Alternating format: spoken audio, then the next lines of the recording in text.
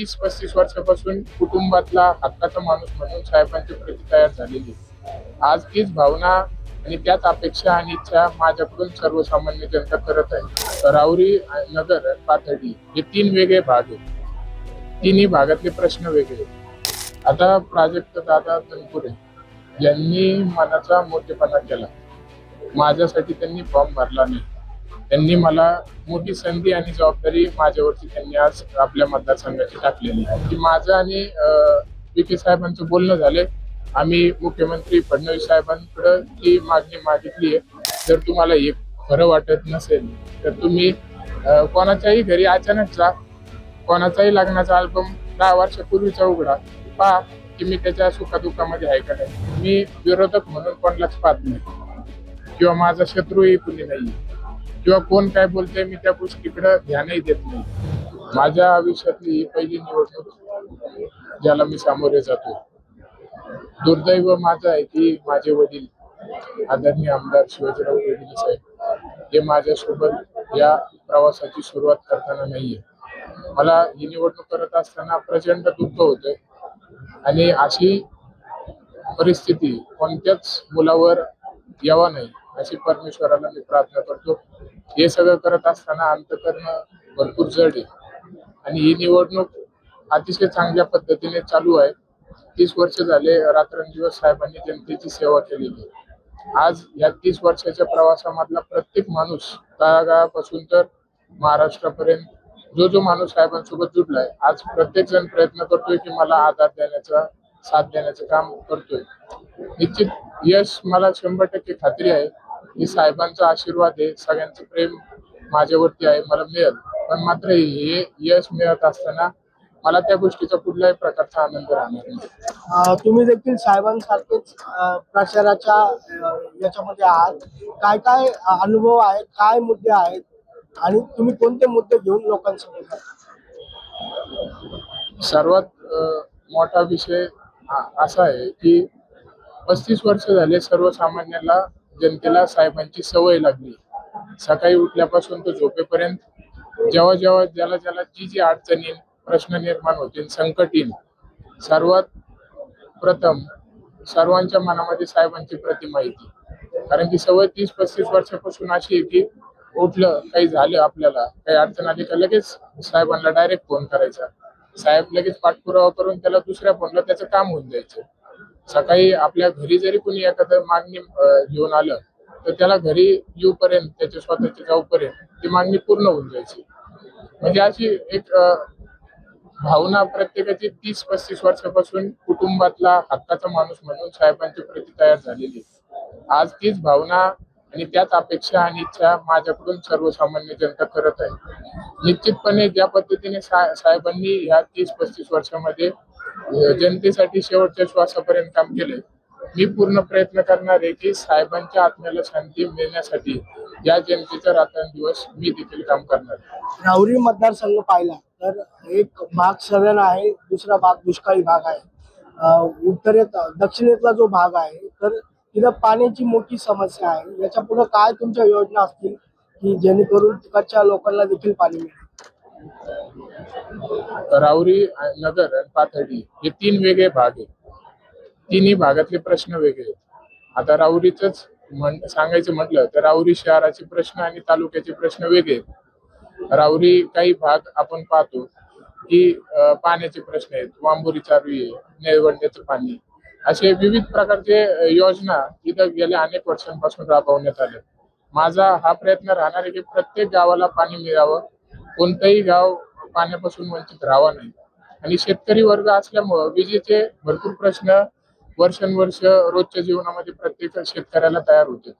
माझा हा प्रयत्न राहील की केंद्रात, राज्यामध्ये आपलं सरकार आहे, मुख्यमंत्री देवेंद्रजी फडणवीस साहेब आहेत, आमदार राधाकृष्ण विखे पाटील आपले पालकमंत्री आहेत, यांच्या माध्यमातून आपल्या मतदारसंघाला कायमस्वरूपी कशी लाईट मिळेल आणि कायमस्वरूपी प्रत्येक गावाला कसं पाणी मिळेल यासाठी मी भविष्यामध्ये काम करत असणार आहे. त्याचबरोबर ती आत्ताच नामदार साहेबांनी सांगितल्याप्रमाणे की माझं आणि विखे साहेबांचं बोलणं झाले.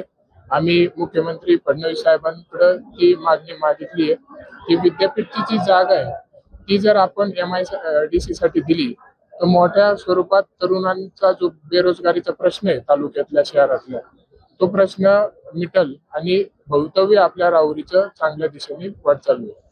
प्राजक्त तनपुरे यांनी माघार घेतली, त्याचा किती फायदा किंवा त्याचा काय इम्पॅक्ट जो आहे तर ते या निवडणुकीला पाहिलं. आता प्राजक्त दादा तनपुरे यांनी मनाचा मोठेपणा केला. माझ्यासाठी त्यांनी फॉर्म भरला नाही. त्यांनी मला मोठी संधी आणि जबाबदारी माझ्यावरती त्यांनी आज आपल्या मतदारसंघाची टाकलेली आहे. निश्चित भविष्याच्या वाटचालीमध्ये एक आमच्या दोघांमध्ये समन्वय ठेवून आम्ही तालुक्याच्या आणि मतदारसंघाच्या विकासासाठी एकत्र मिळून काम करू आणि याचा फायदा या निवडणुकीसाठी 100% मला होतोय.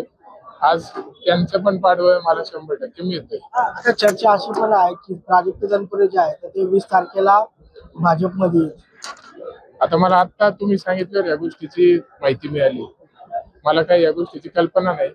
पक्षश्रेष्ठी निर्णय या गोष्टीबाबत घेतील, पण जर ते आले तर त्यांचं सहर्ष स्वागत आहे आणि एकत्र मिळून चांगल्या पद्धतीने आम्ही आपल्या राहुरी तालुक्यासाठी मतदारसंघासाठी काम करू. दुसरीकडे तुम्ही प्रचार करताय जोरदार, तुम्हाला पाठिंबा मिळतोय, पण विरोधक जे आहे तर ते म्हणतायत की तुम्हाला जी काही उमेदवारी मिळालेली आहे यावर त्यांचं म्हणणं आहे की काय अनुकंपा तत्वाची हे नाहीये की म्हणजे वडील गेल्या आणि नंतर मग मुलाला लगेच त्या तिकिटावर हे दिले, तर ते देखील असा विरोध करतात. आता या निवडणुकीमध्ये मी विरोधक म्हणून कोणालाच पाहत नाही किंवा माझा शत्रूही कुणी नाहीये किंवा कोण काय बोलतंय मी त्या गोष्टीकडे ध्यानही देत नाही. आज मी जे काही करतोय हे सर्वसामान्य जनतेला माहिती आहे मी कशासाठी करतोय. गेल्या 15 वर्षापासून मी आपल्या मतदारसंघामध्ये सक्रिय काम करतोय. भारतीय जनता पार्टी युवा मोर्चाचा अध्यक्ष म्हणून मी काम केलंय. साहेबांची जी जबाबदारी या मतदारसंघासाठी होती ती जबाबदारीमध्ये मी देखील अनेक वर्षांपासून सहभागी आहे. तुम्ही सगळे पाहतच आलात मला. आज मतदारसंघामध्ये तुम्ही फिरा, प्रत्येक गावामध्ये जा. जर ते म्हणले की आम्ही अक्षय कर्डिलेंना अजून पाहिलंच नाही किंवा ओळखतच नाही, तर ठीक आहे की मी अचानक आलो कुठून फॉरेन वरून शिकून आलो अनुकंपा खाली आणि लगेच मला उमेदवारी भेटली. असं आपण आज कुठेही जा तुम्ही, जर मी कुठं गावामध्ये गेलो आणि ते जर एखादा व्यक्ती म्हणला हा कोण मुलगा आलाय आम्ही आजच पाहिलं, तर तिथून पुढं असं म्हणता येईल की हे जे समजा तुम्ही म्हणताय काही लोक म्हणतायत की वडील होते म्हणून मुलाला दिलंय, तर तसं काही नसून आता या राजकीय क्षेत्रामध्ये संधी मिळत असते प्रत्येकाला. तर त्या संधीचं सोनं कोण कसं करतं ती त्याची जबाबदारी राहते. आता 15 वर्ष झाले आज माझ्यासोबत एवढ्या मोठ्या संख्येने वरती महाराष्ट्र लेवल पासून तर तळागाळातला माणूस यामुळे आहे की त्या प्रत्येक व्यक्तीशी मी बोललेलो आहे, प्रत्येकाशी भेटलेलो आहे. अनेक लोकांचे मी ह्या 15 वर्षाच्या काळामध्ये काम केलेले आहे. मी प्रत्येकाच्या सुखात दुःखामध्ये सहभागी आहे. जर तुम्हाला एक खरं वाटत नसेल तर तुम्ही कोणाच्याही घरी अचानक जा, कोणाचाही लग्नाचा अल्बम 10 वर्षापूर्वीचा उघडा, पहा की मी त्याच्या सुखादुःखामध्ये आहे का नाही. कोणालाही तुम्ही फिरून विचारा मी त्यांचे काम केलेलं आहे नाही. आता अचानक आल्यावर तुम्हाला माहिती आहे की कशी परिस्थिती होती. कोणी जर आता आपल्यात अचानक एखादा माणूस आला तर त्याला एखाद्याशी भेटून बोलून संपर्क करून सरच निवडणूक संपून जाईल. पण आज आता मला राहुरी तालुक्यातले प्रश्न माहिती आहेत, शहरातले माहिती आहेत, पाथर्डीतले माहिती आहेत, नगरचे माहिती आहेत, जेवढे गाव आपल्या मतदारसंघामध्ये आहेत ते माहिती आहे. गावामध्ये कोण प्रमुख आहे, कोण कार्यकर्ता आहे, कोण पक्षाचा कार्यकर्ता आहे, कोण सर्वसामान्य माणूस आहे, कोण महिला गावामध्ये आहे, तरुणांचे काय अपेक्षा माझ्या, या सगळ्या गोष्टी मला कशामुळे माहिती आहेत. त्या काय अचानक मी आज याच्यामध्ये आलो आणि लगेच झालं आपल्याला माहिती सगळं एका दिवसामध्ये होत नाही. तर गेल्या 15-20 वर्षापासून मी सक्रिय प्रत्येक गोष्टीमध्ये असल्यामुळं आता यांना माझं एकच उत्तर राहील की मतदारांनी मला संधी द्या.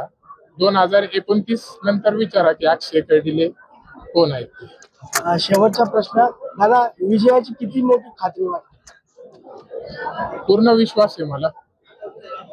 गेल्या 30-35 वर्ष झाले कर्डिले साहेब हे रात्रंदिवस जनतेची सेवा करतायत, जनतेसाठी काम करतायत. आज तोच विश्वास सर्व माझ्यावरती ठेवलाय, मला संधी देखील देत आहेत. आणि मला पूर्ण खात्री आहे की साहेबांच्या रूपाने आज माझ्याकडे प्रत्येक व्यक्ती पाहतोय. साहेबांनी जसं सर्वसामान्यांना जपलंय, सांभाळलंय, त्यांच्यासाठी काम केलंय आणि आज साहेब म्हणून तुम्ही जर माझ्याकडे पाहतात तर येणाऱ्या काळामध्ये तुम्हाला शिवाजीराव कर्डिले साहेबच काम करताना दिसतील. ते होते अक्षय कर्डिले. रोहित वाळके, मुंबई तक, अहिल्यानगर.